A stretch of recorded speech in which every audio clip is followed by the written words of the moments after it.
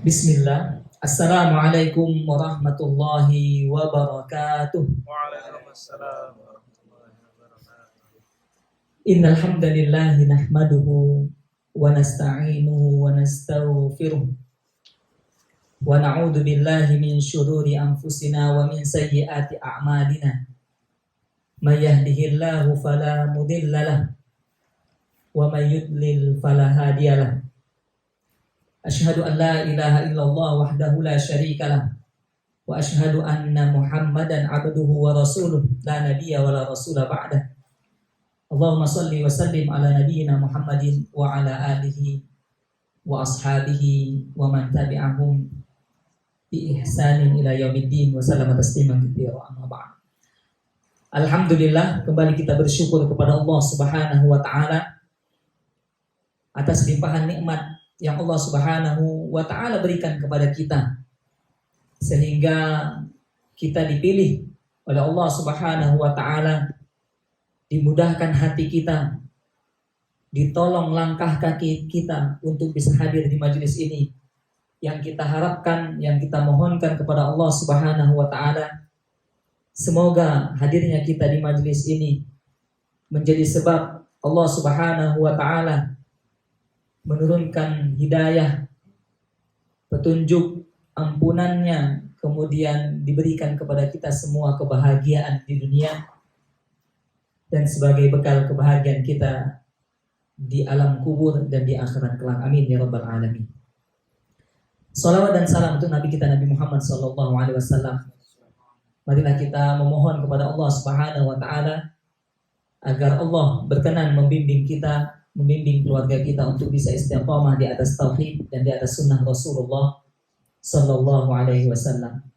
Melanjutkan pembahasan kita membaca kitab yang ditulis oleh Fadilatul Syekh Al-Alamah Abdurrahman bin Nasir As-Sa'di rahimahullahu taala tentang kitab Al-Wasailul Mufidah lil Hayatis Sa'idah, wasilah atau sarana yang bermanfaat untuk menggapai kehidupan yang bahagia. Kita masuk pada halaman yang ke-17. Beliau qala al-muallifu rahimahullahu taala menyebutkan wa min anfa'il asya'i fi hadzal mawdi' isti'malu ma arsyada ilaihi an-nabiy sallallahu alaihi wasallam fil hadits sahih haitsu qala unzuru ila man huwa asfala minkum wa la tanzuru ila man huwa fawqakum fa innahu ajdaru alla tazdaru ni'matallahi alaikum, rawahul Bukhari wa Muslimun.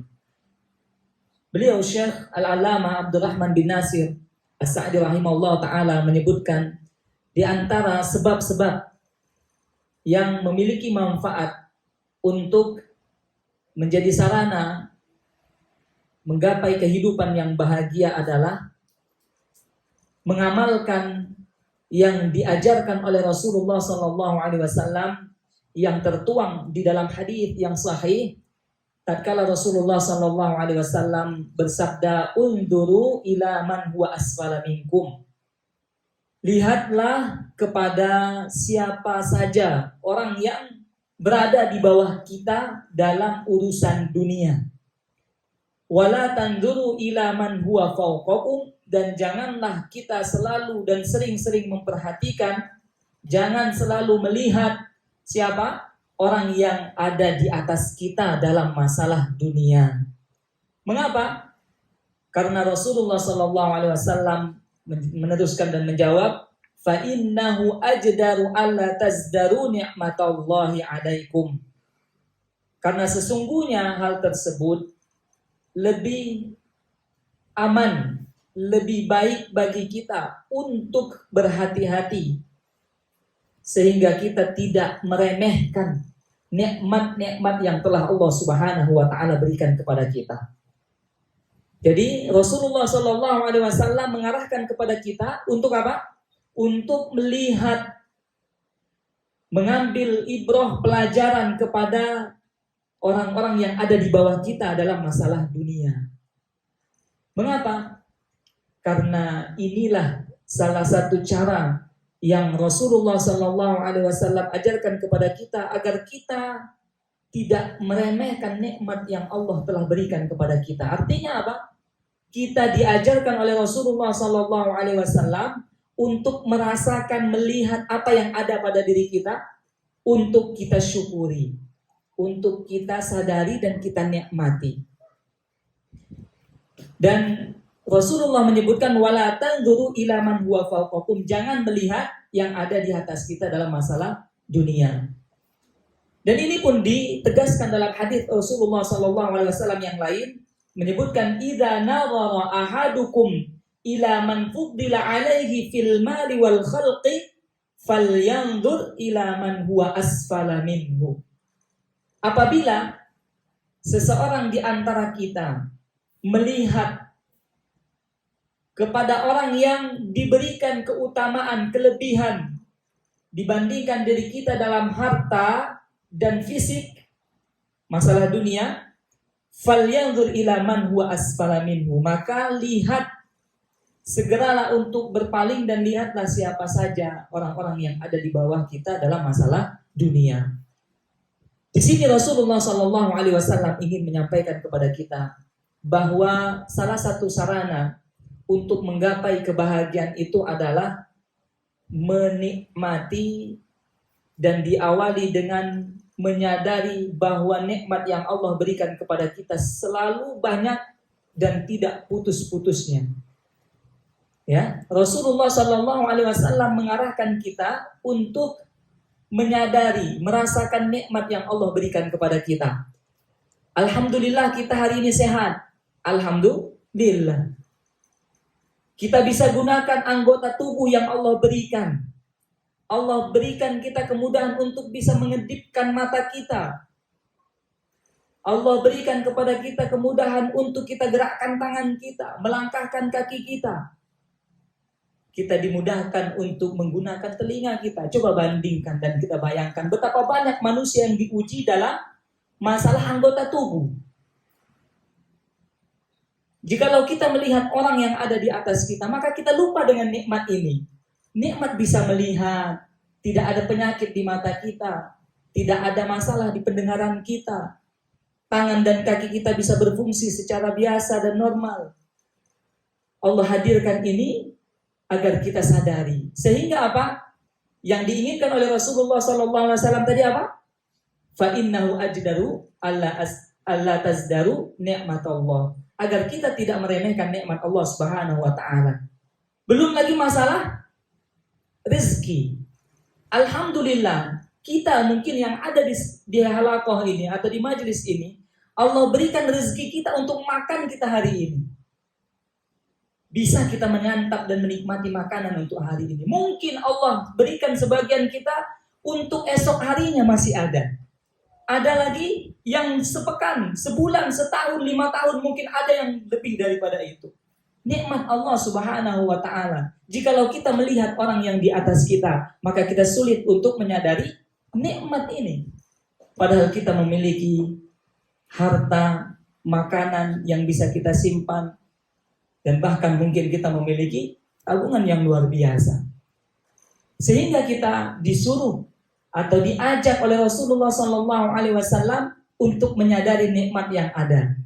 Sehingga kita menjadi hamba Allah yang pelan-pelan bisa menghargai dan mensyukuri nikmat yang Allah Subhanahu wa ta'ala berikan kepada kita. Belum lagi masalah rasa aman. Hidup kita, lingkungan kita, tetangga kita aman. Keluarga kita alhamdulillah Allah bimbing dengan rasa aman. Tidak ada mungkin pertengkaran, tidak ada masalah dalam rumah. Ini adalah suatu kenikmatan. Sehingga kita harus sadari nikmat ini adalah nikmat yang mahal. Dan bahkan apabila terkumpul semua nikmat itu, maka kita disebutkan oleh Rasulullah SAW seperti apa? Seperti orang yang memiliki dunia seisinya. Anggota badan sehat. Ya, makanan untuk kita makan hari ini ada. Kemudian keluarga aman, tetangga aman, negara lingkungan aman. Seakan-akan dunia ini milik kita. Seakan-akan dunia dan seisinya kita yang menggunakannya. Banyak orang yang sehat badannya, untuk makannya tidak ada. Banyak yang makannya, punya makanan, punya harta, badannya diuji dengan kesehatan, gak bisa menikmati makanan. Ada yang diuji dengan rasa aman, makanan ada, sehat juga, lingkungannya tidak aman, tidak juga bisa menikmati nikmat Allah Subhanahu wa ta'ala. Oleh karena itu Rasulullah menyebutkan dalam hadisnya, man asbaha minkum aminan fi sirbihi mu'afan fi jasadihi indahu qutun yaumihi faka'annama hizat lahud dunya. Apabila kita berada pada suatu pagi, suatu hari, kita aman, ya, aman lingkungan kita, sehat badan kita, kemudian kita punya makanan untuk hari itu, maka Rasulullah menyebutkan faka'annama hizat lahud dunya. Jikalau kita melihat orang yang di atas kita, apakah kita bisa menikmati rasa aman ini? Apakah kita bisa menikmati makanan yang bisa kita santap pagi hari ini, siang hari ini, atau malam nanti? Apakah kita bisa menikmati kesehatan yang Allah berikan? Karena pikiran kita sibuk melihat orang ini sudah punya ini, orang itu sudah pergi kemana. Maka kita akan habiskan energi kita untuk memikirkan itu dan tidak bisa menikmati nikmat yang Allah Subhanahu wa ta'ala berikan. Berbicara tentang nikmat, belum lagi kenikmatan hidup yang Allah berikan. Nikmat nafas, nikmat matahari, nikmat bulan, langit, bumi yang aman, yang Allah Subhanahu wa ta'ala sebutkan dalam Al-Qur'an surah Al-Baqarah ayat 29, ya. Huwallazi khalaqalakum ma fil ardi jami'a. Huwallazi khalaqalakum ma fil ardi jami'a. Al-Baqarah ayat 29, Allah menyebutkan dialah Allah yang menciptakan segala sesuatu untuk kalian yang ada di muka bumi ini. Segala sesuatu. Coba lihat, Allah ciptakan yang ada di alam ini, di muka bumi ini untuk kita. Binatangnya dikonsumsi untuk kita. Tumbuhannya digunakan dan dimanfaatkan juga untuk kita. Sarana prasarana yang ada pun digunakan untuk manusia. Huwallazi khalaqalakum ma fil ardi jami'a. Oleh karena itu, Allah Subhanahu wa ta'ala menyebutkan kepada kita untuk kita sadar. Fabi ayyi ala rabbikuma tukadziban. Nikmat yang mana lagi yang bisa atau yang mampu kita dustakan dari Allah Subhanahu wa ta'ala? Segala macam nikmat Allah berikan. Maka Allah Subhanahu wa ta'ala berulang-ulang kali dalam surah Ar-Rahman menyebutkan fabi ayyi ala rabbikuma tukadziban. Nikmat Rabbmu yang mana lagi yang engkau dustakan? Itulah nikmat yang Allah Subhanahu wa ta'ala berikan. Itu masih dalam kaitannya dunia fisik yang kita rasakan. Belum nikmat-nikmat yang membahas tentang rohani kita, batin kita, agama kita. Allah berikan hidayah, Allah berikan kemudahan untuk mengetahui ilmu, berusaha untuk mengamalkan keimanan dan keislaman kita, dimudahkan untuk mendapatkan arahan mentauhidkan Allah Subhanahu wa ta'ala. Dan inilah kenikmatan yang paling agung, yang paling besar dibandingkan nikmat-nikmat tadi yang telah kita sebutkan. Inilah kenikmatan yang paling besar. Jadi jikalau ditanya nikmat apa yang paling besar, adalah nikmat rohani kita, nikmat batin jiwa kita, nikmat agama yang Allah Subhanahu wa ta'ala berikan. Betapa banyak orang yang Allah anugerahkan kenikmatan dunia, tetapi tidak bisa menikmati kenikmatan di dalam menjalankan ibadah. Oleh karena itu, jikalau kita dihadirkan betapa banyak nikmat-nikmat dunia, rasa aman, sehat badan, makanan cukup, ketika kita beribadah, tunduk, sujud, ruku kita kepada Allah Subhanahu wa ta'ala belum bisa merasakan nikmatnya, maka kita belum mendapatkan nikmat yang hakiki, nikmat yang sejati, nikmat yang mengantarkan kita untuk menghadap kepada Allah Subhanahu wa ta'ala, nikmat menghadapi kematian di alam kubur. Oleh karena itu kita berusaha dengan nikmat yang Allah berikan ini, kita gunakan untuk mendekatkan diri kita kepada Allah. Bapak Ibu sholat sehari semalam 5 kali. Kita rasakan sholat itu, kita rutinkan, kita jaga dan kita perjuangkan. itu adalah suatu kenikmatan. Ada nikmat yang lebih nikmat, yang mana Rasulullah Sallallahu Alaihi Wasallam dikomentari oleh Aisyah radhiyallahu anha sampai kakinya bengkak. Ketika Rasulullah Sallallahu Alaihi Wasallam menjalankan ibadah salat malam, karena nikmat yang dirasakan oleh Rasulullah, beliau menikmati dan berlama-lama dalam salat hingga kakinya bengkak. Ketika Aisyah, ibunda Aisyah, Ummul Mukminin radhiyallahu anha menanyakan, mengapa engkau seperti ini dalam beribadah, masih berjuang, bersungguh-sungguh dalam ibadah, sedangkan engkau telah mendapatkan jaminan ampunan dosa, mendapatkan bimbingan dan jaminan surga. Apa jawaban Rasulullah? Apakah aku tidak boleh menjadi hamba Allah yang bersyukur? Jadi Rasulullah sholat berlama-lama bukan karena tuntutan yang lain-lain, tapi karena beliau ingin mensyukuri. Syukur terhadap nikmat Allah yang telah Allah berikan, syukur telah diampuni dosanya, bersyukur dijamin oleh Allah untuk masuk ke dalam surga. Dan kita tidak ada jaminan apa-apa karena kita bukan nabi, bukan rasul. Seharusnya kita melaksanakan ibadah sholat, kita coba menggunakan nikmat itu untuk mencari nikmat yang jauh lebih kekal abadi selama-lamanya. Kita sholat, kita antarkan diri kita untuk tunduk sejenak, 5 menit mungkin. Hadir di dalam sholat berjamaah. Tinggalkan urusan-urusan di luar sholat. Ketika terpalingkan kita dengan urusan dunia, balik lagi dalam sholat. Karena sholat itu adalah perjuangan, sehingga kita harus memperjuangkannya. Ketika kita takbiratul ihram, teringat masalah yang lain, balikkan kita dalam sholat.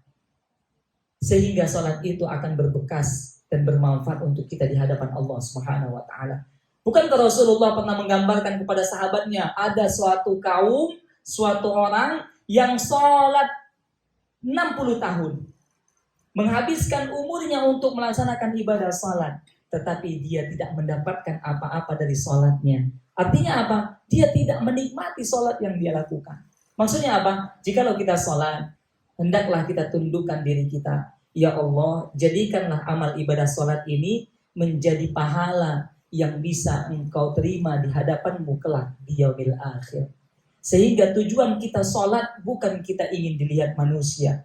Sehingga kita sholat bukan hanya sekedar menggugurkan kewajiban. Kita sholat tunduk, kita sujud, kita ruku kita kepada Allah. Kita harapkan, ya Allah, semoga engkau menjadi saksi atas ruku dan sujudnya kami di hadapan engkau ini, ya Allah. Kenapa? Karena kita di akhirat kelak akan dihadapkan suatu pertanyaan. Engkau melakukan ibadah ini untuk siapa? Apa tujuanmu untuk melaksanakan ini? Bukankah orang yang dihitung oleh Allah Subhanahu wa Ta'ala adalah yang baik hatinya, yang tertuju niatnya untuk akhirat, sehingga Allah Subhanahu wa Ta'ala berikan kenikmatan-kenikmatan yang kekal abadi di akhirat kelak. Nikmat dunia yang Allah berikan, pakaian, kendaraan, harta, makanan, kita gunakan untuk mengantarkan kita untuk bisa tunduk patuh pada Allah Subhanahu wa Ta'ala. Sehingga Rasulullah sallallahu alaihi wasallam menyebutkan, ma'an amallahu ala 'abdin ni'matan. Tidaklah Allah Subhanahu wa Ta'ala memberikan suatu nikmat yang paling besar, ya. Suatu nikmat Allah berikan, suatu nikmat Allah berikan, nikmat dunia, berikan nikmat berbagai macam kenikmatan, fahamidallaha 'alaiha. Kemudian dia memuji Allah, mengucapkan alhamdulillah, illa kana dzalikal hamdu afdalu min tilkan ni'mah. Sehingga kecuali menjadikan ucapan alhamdulillah tersebut lebih utama dibandingkan nikmat-nikmat yang ada. Artinya apa? Keimanan, keyakinan seorang hamba ketika diberikan nikmat sehat, dia ucapkan alhamdulillah, dia sadari nikmat ini datangnya dari Allah. Sehingga dia ketika mendapatkan suatu kebaikan, dia sadari, dia ucapkan alhamdulillah, bahwa inilah yang Allah berikan kepadaku, dan semoga Allah Subhanahu wa Ta'ala pertahankan dan memberikan keberkahan dalam nikmat tersebut. Ma'asyiral muslimin wal muslimat rahimani wa rahimakumullah. Kemudian belum lagi kenikmatan-kenikmatan kita mendapatkan bimbingan di alam akhirah, alam kubur, yang mana Rasulullah sallallahu alaihi wasallam dan Allah sebutkan dalam Al-Qur'an membimbing kita, faman kana yarju liqa'a rabbih falyamal amalan shaliha. Barang siapa yang ingin mendapatkan kenikmatan yang kekal abadi, yakni berjumpa menghadap Allah Subhanahu wa taala di dalam surga, falyamal amalan salihah, maka gunakan nikmat-nikmat yang ada untuk beramal saleh, wala yusyrik bi ibadati rabbih ahada. Jangan gunakan nikmat tersebut untuk menyekutukan Allah Subhanahu wa taala. Jikalau kita ingin mendapatkan nikmat yang sejati, masuk ke dalam surga, menghadap kepada Allah Subhanahu wa taala, gunakan nikmat sehat untuk kebaikan perintah Allah Subhanahu wa taala. Gunakan segala macam kenikmatan, fasilitas yang Allah hadirkan di dunia untuk mendekatkan diri kepada Allah Subhanahu wa taala, dan diiringi jangan sekali-kali menggunakan nikmat untuk menyekutukan Allah Subhanahu wa taala. Ma'asyiral muslimin rahimani wa rahimakumullah. Dan itulah yang disebutkan dan diwanti-wanti oleh Allah Subhanahu wa taala kepada kita. Ya.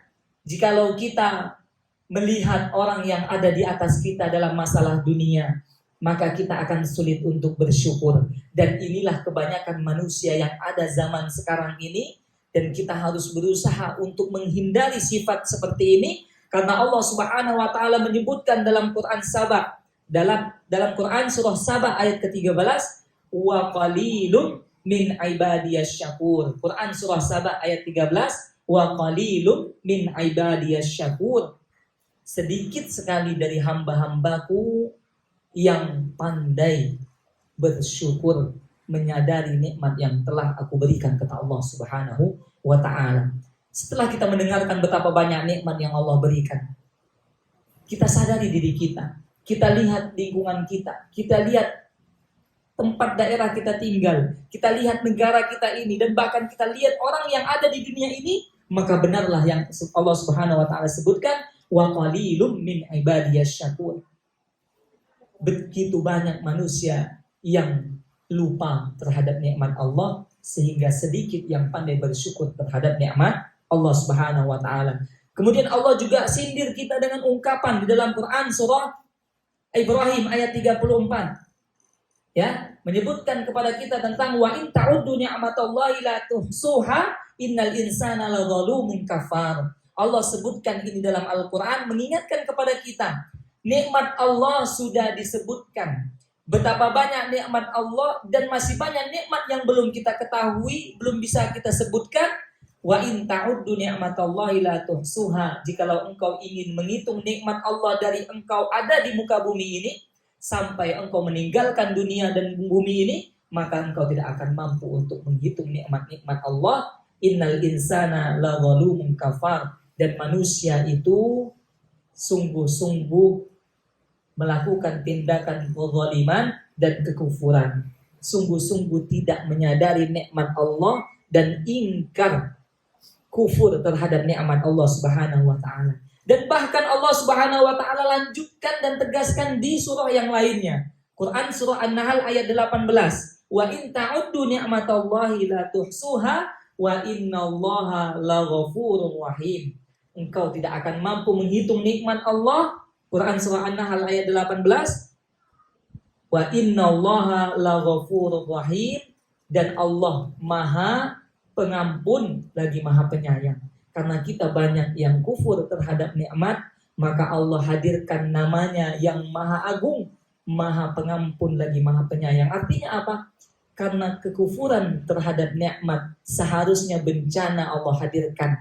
Karena Allah hadirkan Maha Pengampunnya Allah, Maha Kasih Sayangnya Allah, maka banyak dari nikmat yang kita kufuri Allah hindarkan, Allah tangguhkan azab dan hukumannya. Bukankah Allah Subhanahu wa taala menyebutkan la in syakartum la azidannakum wa la in kafartum inna adzabi lasyadid. Jikalau engkau bersyukur ditambahkan nikmat, jikalau kufur ingat azab akan datang yang sangat pedih. Artinya apa? Allah ingin menggandengkan bahwa kita ini sering lupa terhadap nikmat, kufur, tidak menyadari nikmat, tetapi Allah Subhanahu wa taala ingin membuka peluang, kesempatan kepada kita untuk bisa kembali kepada ampunan Allah dan kasih sayang Allah Subhanahu wa taala. Terakhir, masih bisa? Baik. Terakhir, apa hubungannya ya antara hadis ini dengan menjadi sarana untuk menghilangkan kegelisahan, mendatangkan kebahagiaan. Apa hubungannya? Unduru ila man huwa asfala minkum wala tanduru ila man huwa fawqakum. Apa hubungannya tentang Syekh Al-Allamah Abdurrahman bin Nasir As-Sa'di rahimahullah ta'ala ini menyebutkan ini, hadis ini sebagai salah satu sarana untuk mendatangkan kebahagiaan, menghilangkan kegelisahan. Jawabannya adalah ketika kita melihat orang yang di bawah kita dalam masalah dunia, maka kegelisahan, kesedihan yang kita miliki itu secara tidak langsung akan dihibur dengan kebahagiaan dari Allah Subhanahu wa ta'ala. Maksudnya apa? Kita sakit, kita sedih. Banyak orang yang lebih sakit daripada kita. Banyak orang yang lebih sedih daripada kita. Karena semua manusia pasti akan diuji. Dan semua manusia yang masih hidup pasti akan mendapatkan ujian. Kapan ujian akan berakhir? Ketika seseorang masuk ke dalam surga. Di dalam kubur masih ada ujian. Jadi salah orang mengatakan jikalau tidak mau diuji maka mati. Maka di dalam alam kubur pun masih ada ujian-ujian. Di akhirat pun ada ujian, ada timbangan. Kapan ujian berakhir?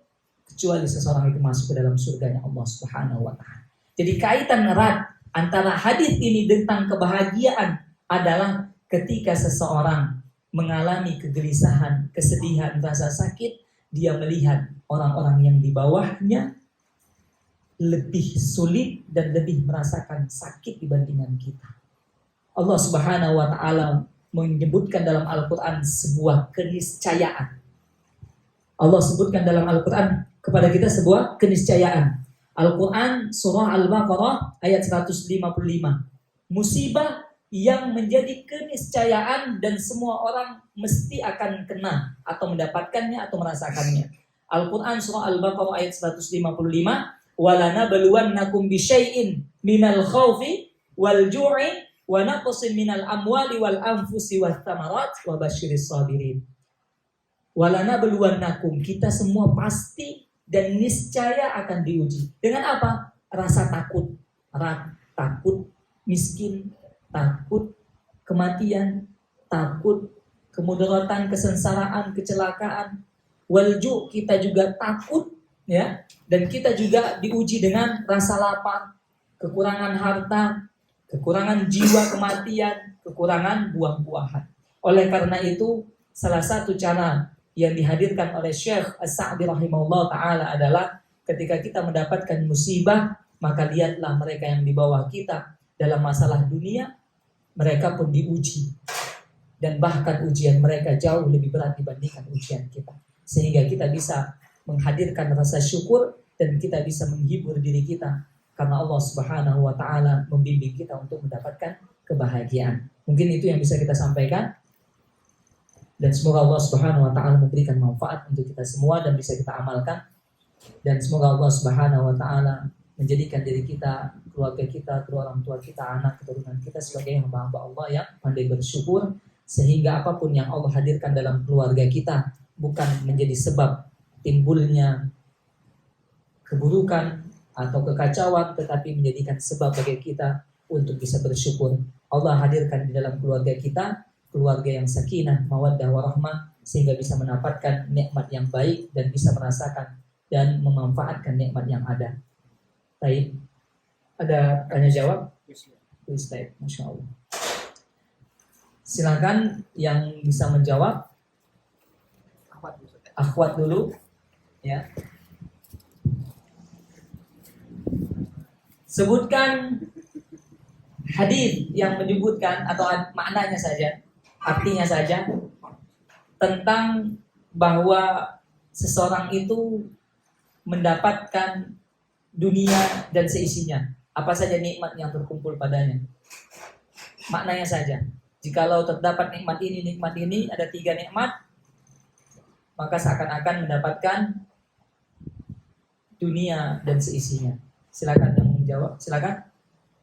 Nikmat kesehatan, rohani, Keamanan. Satu lagi. 3 nikmat. Man asbaha. agama, Satu. agama, rohani, Ya. keselamatan, keamanan, Ya. Man asbaha minkum aminan fi sirbihi, rasa aman. Kemudian tadi apa? Kesehatan. Kemudian satu lagi? jiwa, rohani, kejiwaan, rohani, Ya. Jiwa, rohani, kesehatan. Satu, masalah yang sehari-hari mesti harus ada. Kalau nggak ada sulit ini puasa. cukup yang dimakan, Itu dia makanan. Ya, jadi ada makanan di rumah, alhamdulillah. Sehat badan, alhamdulillah. Aman keluarga, nggak ada masalah, alhamdulillah.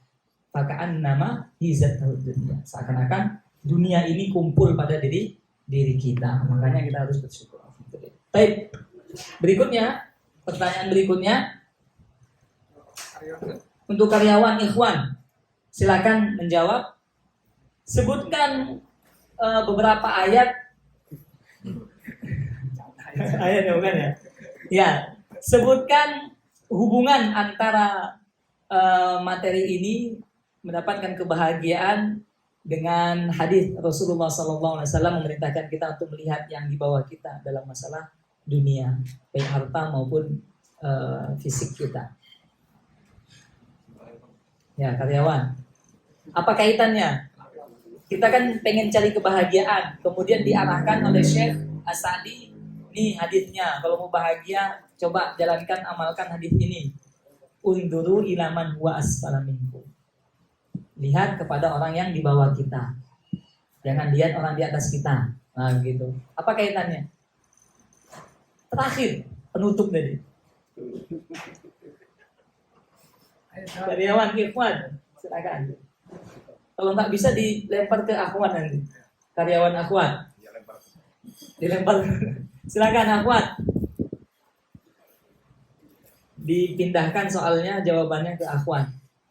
Pertanyaannya, apa kaitannya dengan kebahagiaan tentang hadis ini? Pengen bahagia, kok disebutkan hadis ini? Ya, silakan siapapun. Kalau nggak bisa karyawan, silakan siapapun yang bisa. Dari ikhwan dan akhwat, silakan. Ya, silakan ikhwan. Tafadhol. Ada jatahnya. Ikhwan, alhamdulillah. Tafadhol. Alhamdulillah. Apa itu? Kaitannya apa? Kita pengen bahagia? Al-Baqarah ayat 155. Ya. Tentang setiap manusia pasti merasakan ketakutan, yaitu ketakutan akan kemiskinan, Baik. ketakutan akan kehilangan buah-buahan dan makanan, dan juga ketakutan akan Jadi kayak kematian, kekurangan, kematian, ya.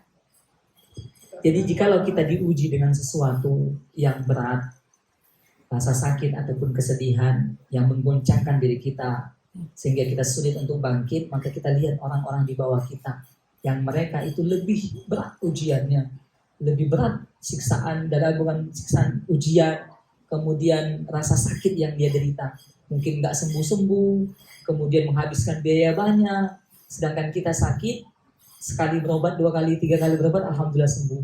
Ada sebagian kaum muslimin atau orang-orang yang ada di dunia ini diuji dengan sakit yang tidak kunjung sembuh. Jadi kita datangnya kebahagiaan itu ketika kita menyadari itu. Baik, masya Allah. Barakallahu fiik. Baik, soal berikutnya, ikhwan dan akhwat karyawan dan ummahat juga bisa, ya. Silakan. Sebutkan sindiran Allah Subhanahu wa taala yang disebutkan dalam Al-Qur'an untuk karyawan ikhwan dan akhwat, ya. Sindiran Allah atau teguran Allah kepada kita yang berkaitan tentang nikmat. Kita dikasih nikmat, itu Allah sebutin kita tuh kok dikasih nikmat kok begini gitu. Apa? Sindiran Allah Subhanahu wa taala. Teguran apa, peringatan ya. Akhwat silakan. Akhwat karyawan atau akhwat ummahat atau jamaah ummahat. Salah satu di antara 3 surah yang disebutkan tadi. Silakan.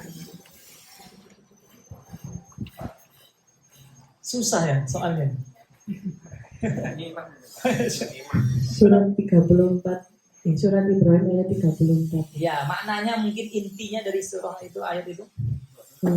Niscaya tidak akan mampu menghitung kenikmatan dari Allah karena manusia itu sangat zalim dan sangat mengingkari. Baik, Masya Allah. Alhamdulillah. Umahat apa karyawan? Karyawan, silakan. Tinggal umahat lagi dengan ikhwan karyawan. Ikhwan karyawan dulu, yang muda, yang muda sekali. Ya, yang paling muda ini insya Allah. Apa judul pengajian kita? Judul pengajian atau yang kita bahas apa? Kita bahas apa tadi? Cari apa? Kita bahas apa? Cari apa? Cari kebaikan. Cari kebaikan. Alhamdulillah. Khadijah ya, Masya Allah. Ini dapat hadiah nih langsung. Akhwat nih. Bagiannya dari Umahat. Jadi perwakilan Umahat dijawab. Alhamdulillah. Tinggal ikhwan karyawan. Ada lagi selain itu. Untuk karyawan. Ikhwan karyawan. Kita ini duduk sini bahas apa? Untuk apa? Ya, kita membahas apa? Sarana untuk mendapatkan kebahagiaan. Baik, Masya Allah. Silakan. Kalau nggak tahu gimana ini? Kita duduk sini bingung ya. Masya Allah. Pekan depan ya silakan nanti boleh catat ya, nggak apa-apa ya teman-teman ya. Bawa buku kecil sama pulpen catat. Nanti bingung. Setelah ini Ustadz tadi bahas apa? Bahas apa ya? Gitu ya. Jadi kita bahas tentang sarana bekal-bekal yang kita dapatkan dari Syekh As-Sa'di untuk mendapatkan kebahagiaan. Karena hidup ini sebentar, rugi kalau tidak bahagia, kan begitu. Kemudian bahagia ini bahagia yang seperti apa? Apa hanya sebatas dunia? Apa yang ingin kita perjuangkan sampai ke akhirat? Begitu ya teman-teman ya. Mohon pekan depan dibawa catatan, nanti dicatat paling tidak inti-inti yang bisa kita dapatkan faedahnya. Mungkin ini yang bisa kita sampaikan. Mohon maaf atas segala kekurangan. Yang benar datangnya dari Allah Subhanahu Wa Taala. Mohon maaf atas segala kekurangan. Usikum wa nafsi bitaqwallah wa akhirna da'wana alhamdulillahirabbil alamin. Subhanakallahumma wa bihamdika asyhadu an la ilaha illa anta astaghfiruka wa atubu ilaik. Wassalamualaikum warahmatullahi wabarakatuh. Waalaikumsalam. Masya Allah.